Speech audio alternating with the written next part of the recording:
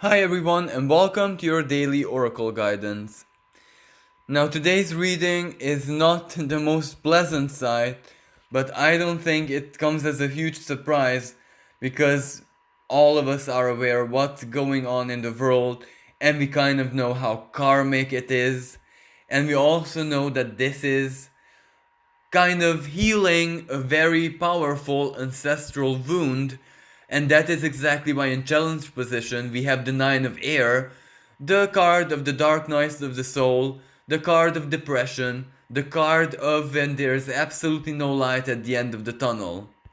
And it is also in challenge position, which represents that even though it is very, very uncomfortable, even though it's basically like a collective depression, it is like, that Freudian kind of depression that not only we individually are living through, but much more importantly, humanity as a collective.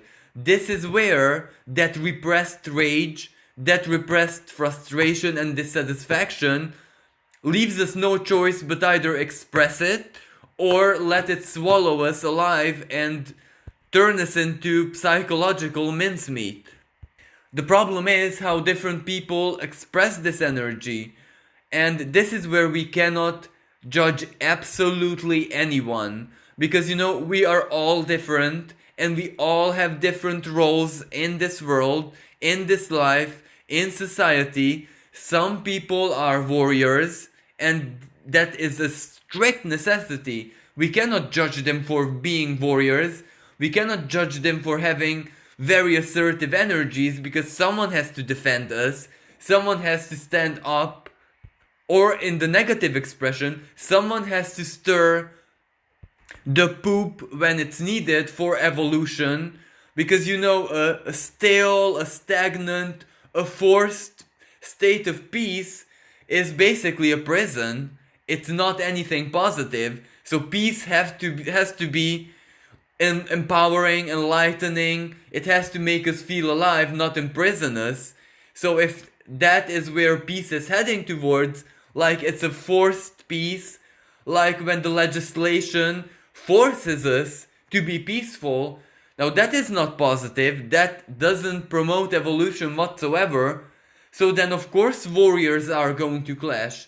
So there are those warriors who defend peace, and there are those warriors who have to challenge the unhealthy state of peace, those who stir up the conflict, and they're basically karmic players. Some people are not even aware that they're just marionettes of the universe, but it's not bad intended. It's not basically evil. It is not the work of the devil, because one way or another, it is who we are on the inside.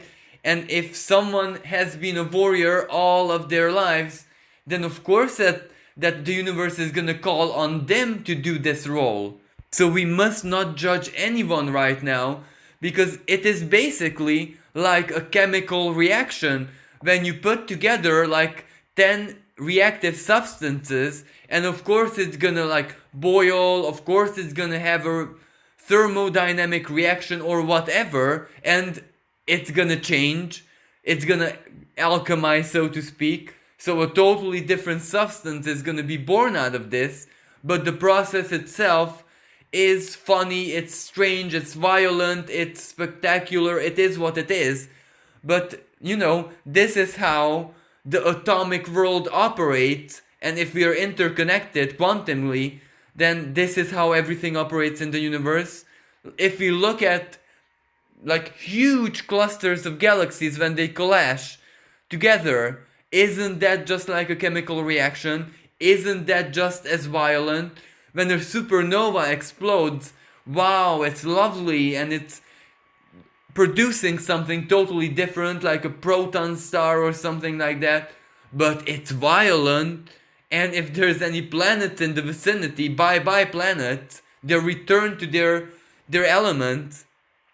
But at the same time, that is change, that is evolution. Nothing is really lost, nothing is annihilated, it is just a big transformation.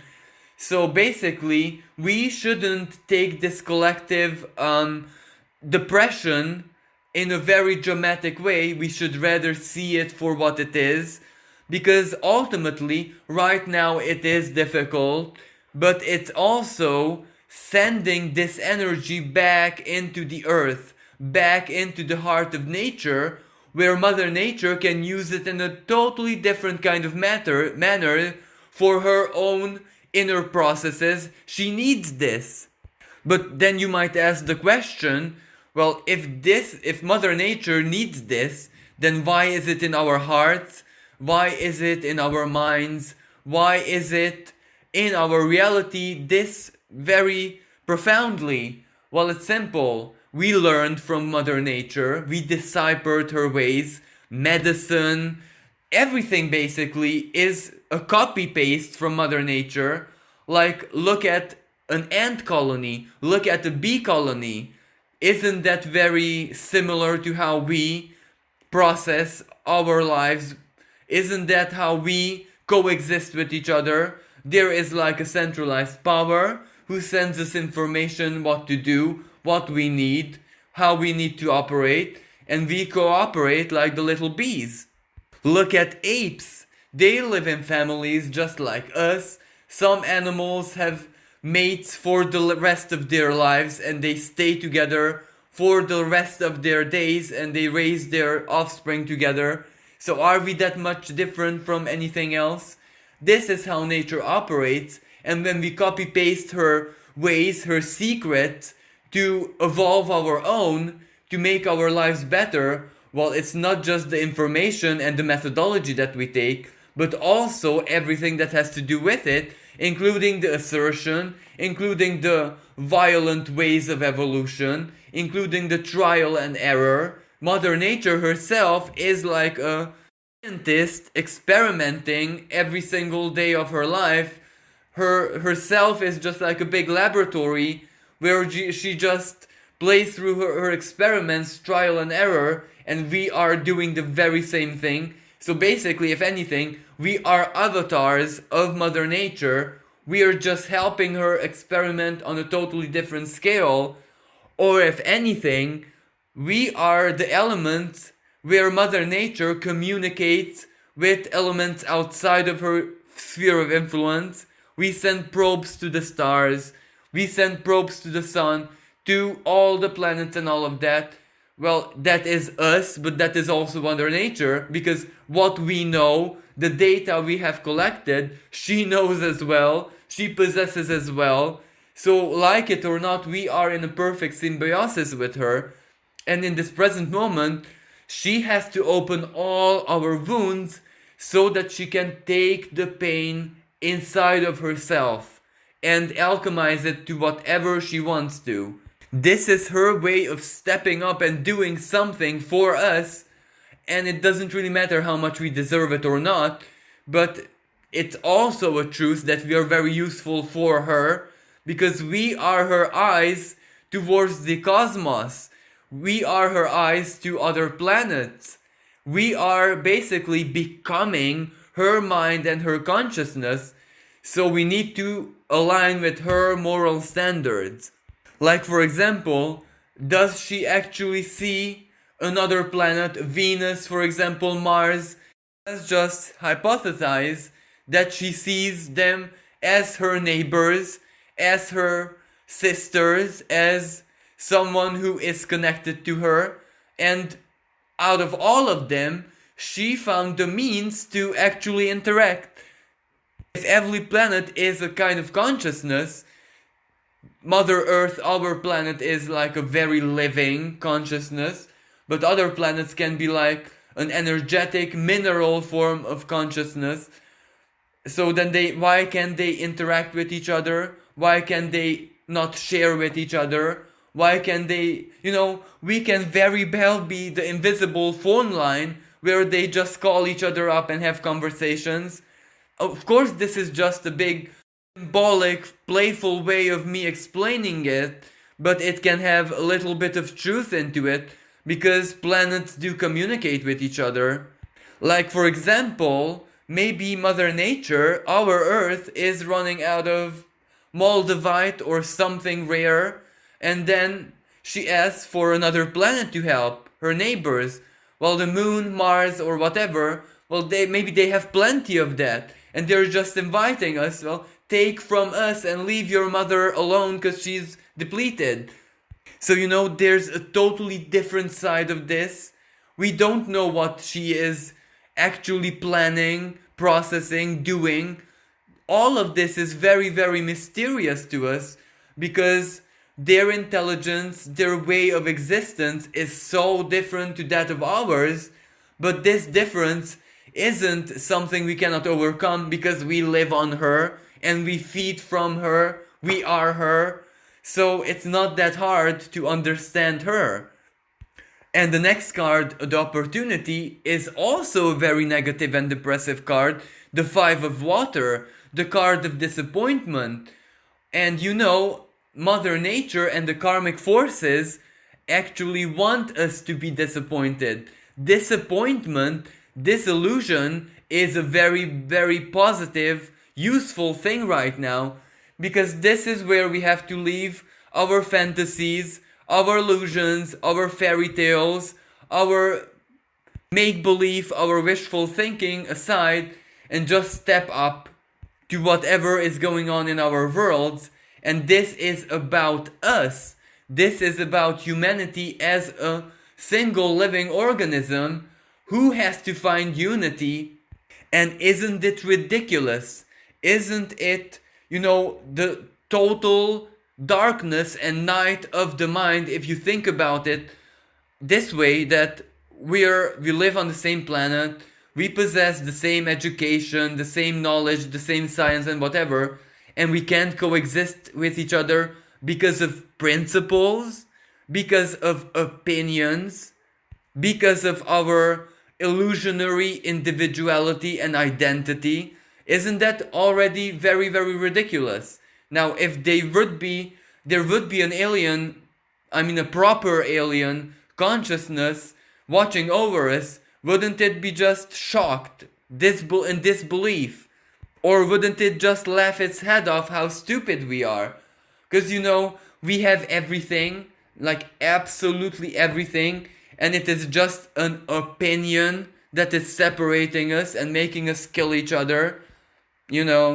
If an opinion is that very strong, well, isn't that opinion the devil itself? If an opinion is enough for us to annihilate each other, well, then we deserve it. And this is exactly the Five of Water. We have to look at things in a very brutal, very objective manner, leaving our personal dramas behind, because we are talking about humanity as a collective. It's just an opinion that separates us, nothing else. We have tons of medicine, we have tons of food, we have tons of money, we have absolutely everything that we need. So where is the problem really? And this is exactly why we are getting this very brutal wake-up call, because nothing that we lived throughout our histories was enough to even wanna seek peace and wanna see ourselves in another person. It wasn't enough. We put the finger on the devil, on the Antichrist, or who knows what we blamed, because everyone blamed it, but we never blamed ourselves, really. We always blamed an invisible force, because, humankind cannot be that savage and cruel. Someone had to manipulate us into this. No, not really. No one manipulated it into... reality is, and it has always been, what you wish, what you plan and desire either mentally or emotionally comes into existence later than sooner, but it still comes into existence.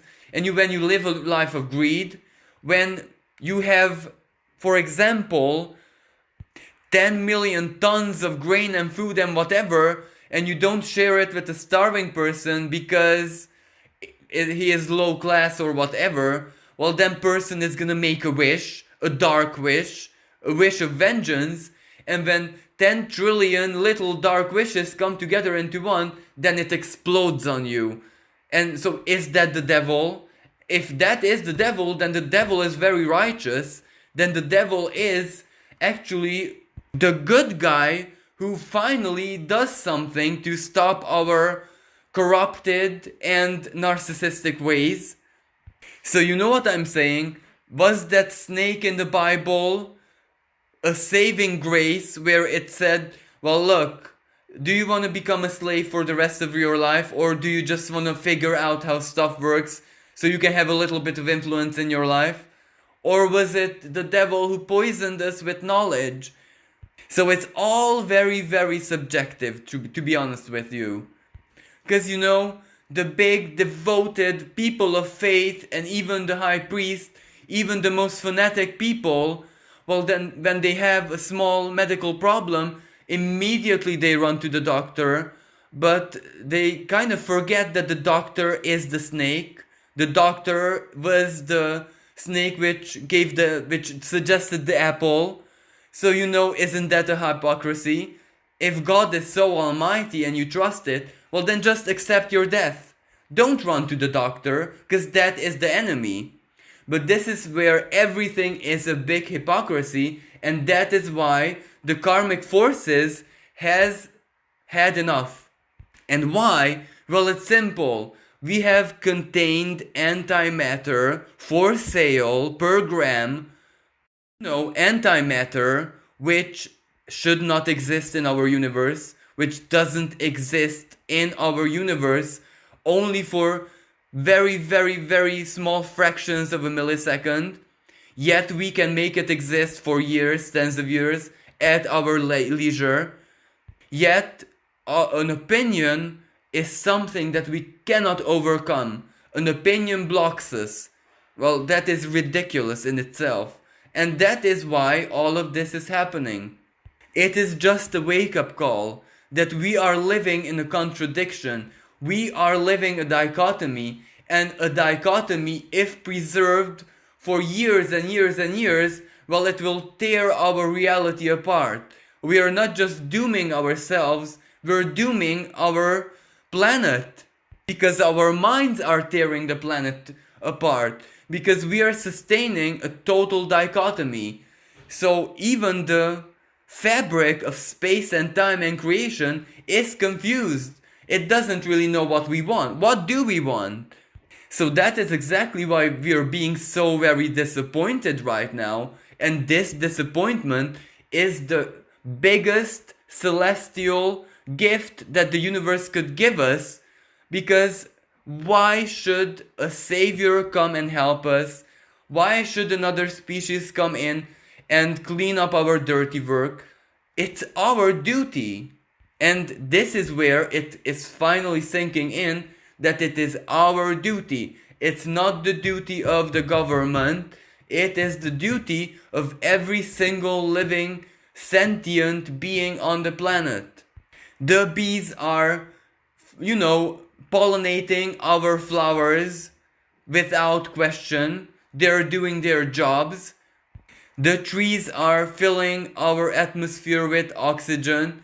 They're doing their jobs. What are we doing? What is our role in the ecosystem? What is our role in nature? And that's exactly why this reading is closed by the Ace of Earth, because we can only step into the future when we find the answer to this question. What do we want to do? What is our purpose? What are we doing? And this is not a question of, well, let's figure it out. Let's dig deep inside of us to find out. Well, no, this is a matter of choice. This is what we want to do. This is how we can be useful. This is how we integrate in harmonious ways into nature and just do our jobs. And you know, Mother Nature communicating with her neighbors can be a perfectly valid, positive, uplifting job. And that's why she can tolerate anything, so that she can make that symbolic, you know, a little bit of humor, symbolic phone call to maybe Jupiter's Europa or whatever. Well, thank you so much for listening. I hope this reading didn't give you too many bad news, and I hope it didn't break your spirits. Please be safe and embody peace and compassion. Thank you so much for listening. Have a wonderful day. Bye for now.